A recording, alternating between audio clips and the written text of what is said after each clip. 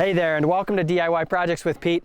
In today's episode, we're going to unbox, set up, install, test, and review a DIY-friendly security system for our property. Security cameras are a great tool to help monitor your property, to ward off unwanted guests, and just to check on things while you're away. We like to see if the mail has been delivered yet, if maybe a package has been dropped off on the porch, what animals have been wandering around the property, and what the weather's been like, and if we're gonna need a shovel perhaps when we get home from our vacation. Hopefully this video will show you what this security camera is capable of and help you decide if it could be a good fit for your situation. Today's video is sponsored by Eufy Security.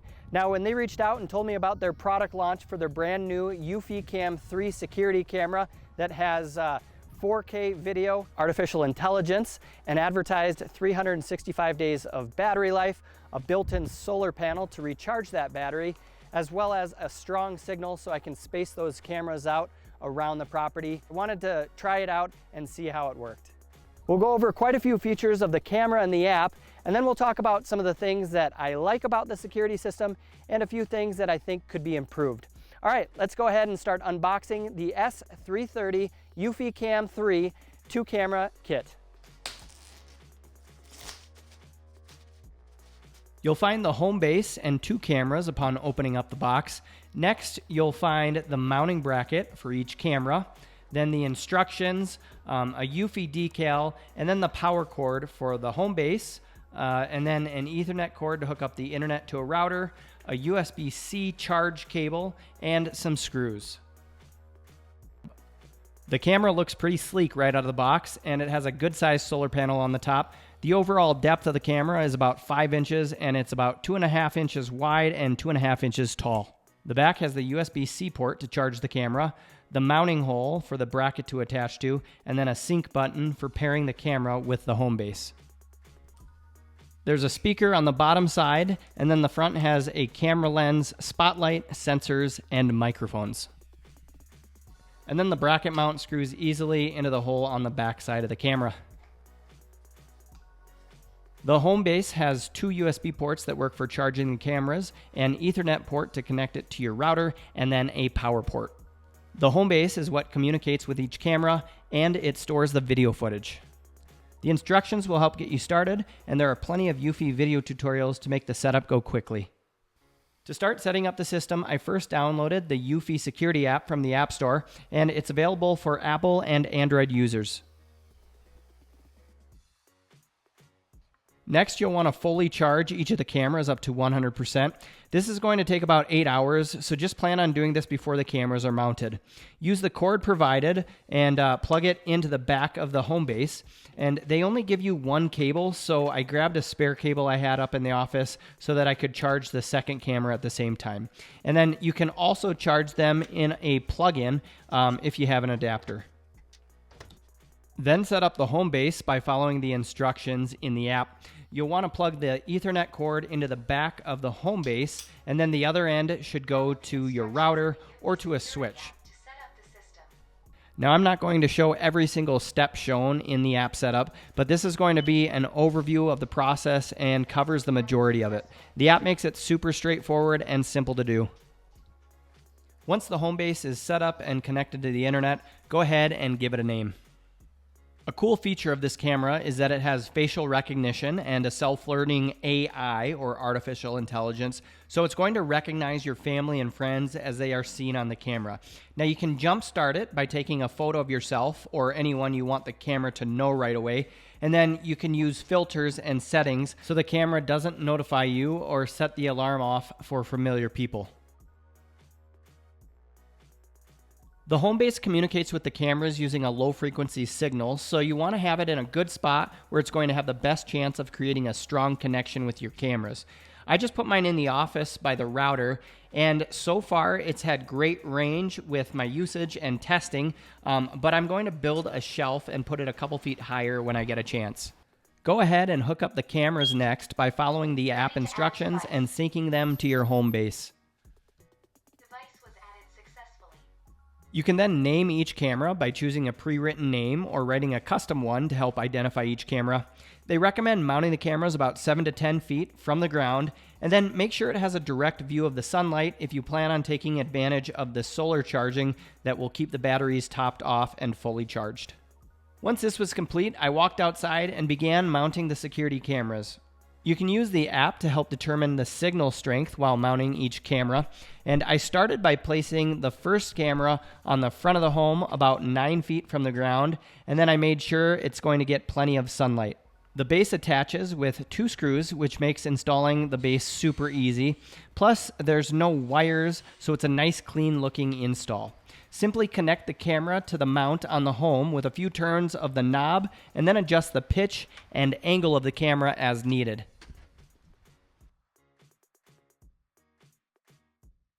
Here's a look at the 4K ultra high definition camera sensing a vehicle being driven up. A notification is then sent to your smart device as seen on my phone, and then you can review the video in the app. Now, if your wife is anything like mine, you'll have Amazon orders coming what seems like every day, and with a camera, she'll always know when they've been delivered.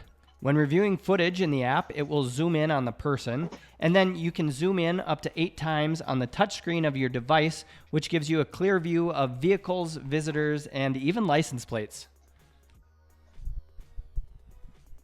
Another cool feature is you can filter the events by the face the system recognizes. So if I click on the face of my wife, it brings up a couple events she is in, and then I can play it. There are 3 people in the events here, and if I click on my buddy Dustin, it will find all the events he is in. I already have tons of video clips, and the home base stores the footage in its built-in 16 gigabytes of storage, which saves about 3 months worth of videos. Now, it does have an expandable storage drive, and I added a 1 terabyte drive, which will store years of footage. Now, all the footage is stored locally, so you have no monthly fees, which is pretty awesome, and then the data stays private and under your control. Next, I began testing the limits of the range between the home base and the cameras. With my home base in the office, I put a camera near the end of the driveway and then checked the signal. I was able to get a solid connection, which really surprised me, and it's a pretty clear line of sight to the camera and a little downhill from the house. I was able to record clips in high definition, and the camera has worked well for the couple weeks I've had it so far.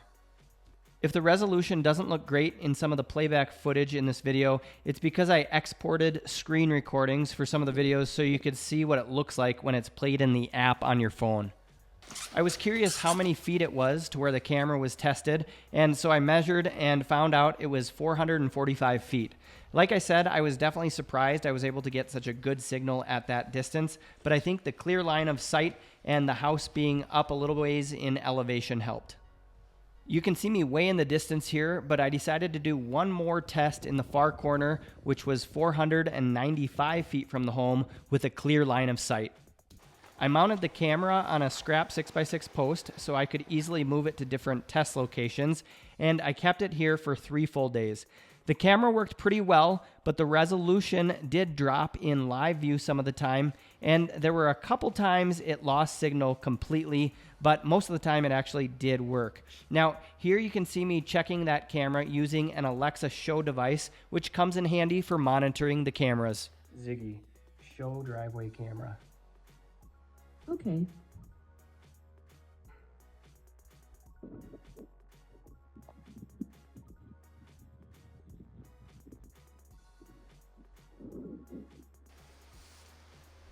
We have a trail down in a ravine that gets used by quite a few deer and sometimes even black bears, so I set up an additional camera in the trees at about 350 feet from the home base. The signal proved to be weak though, and went in and out due to it not having a good line of sight. However, I was able to mount the camera on a 10-foot pole to solve the problem, and then the camera had a nice strong signal. Ziggy, show trail game camera.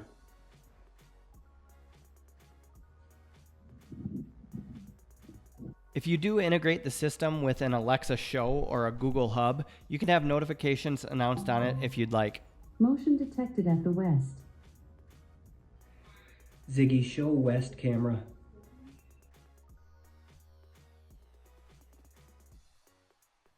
There's all sorts of settings that can be adjusted using the app, and there are a couple night vision settings. Here's a look at the standard black and white night vision. This is the color night vision, which uses the camera's spotlight to help enhance the image and give it some color. There are quite a few alarm settings as well that can be either automatic or manual. Here I'm manually triggering the alarm sound and the flashing light so you can see what it looks like. You can also talk through the cameras to warn unwanted villains or to greet guests. Step away from the vehicle.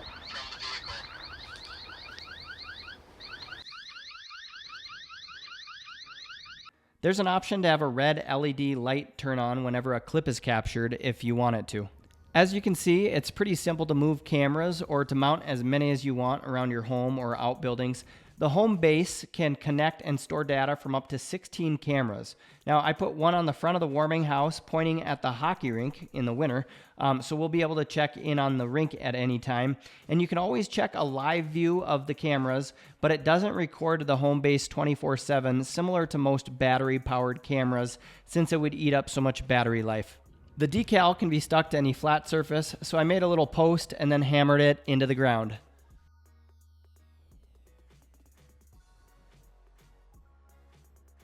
When reviewing clips, you can add filters, and here I'm doing one just so I see only pets or animals. And we had some deer feeding near the house in this example, and then a random tomcat made a visit. Our 11-year-old black lab walked by, and then finally a deer came out of the ravine. Looking a bit more in-depth at the app and settings, the devices page is where you can view all cameras and the home base. Simply click on any of the images and you will be able to watch a live view of that camera. The Events tab is going to show you all the clips throughout each day. The main settings that are going to affect battery life will be your clip length and if you end the clip when motion stops. I've been doing all my testing with a max of 120-second clips and then a 5-second interval between triggers.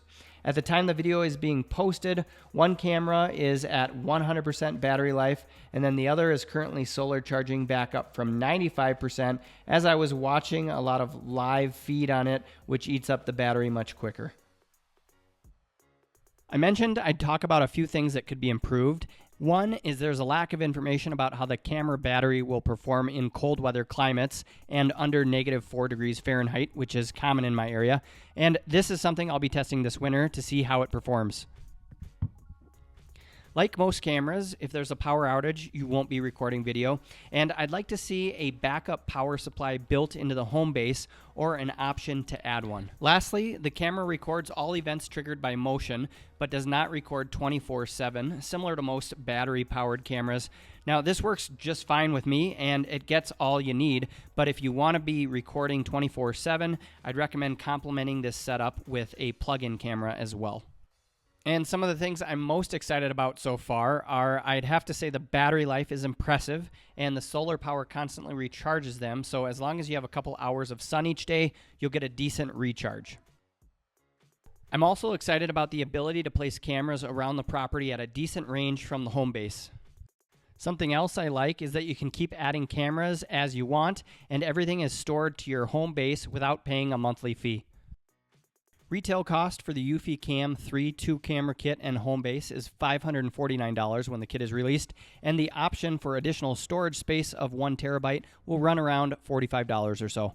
All right, thanks so much for tuning in and checking out the DIY installation and review of the EufyCam 3 security system. I hope this video helps you in figuring out the best security system for your home or property. And if you are interested in the EufyCam 3, you can find more information about that in the description below. If you did find this video helpful, please give it a thumbs up and subscribe. And thanks again for watching. Cheers.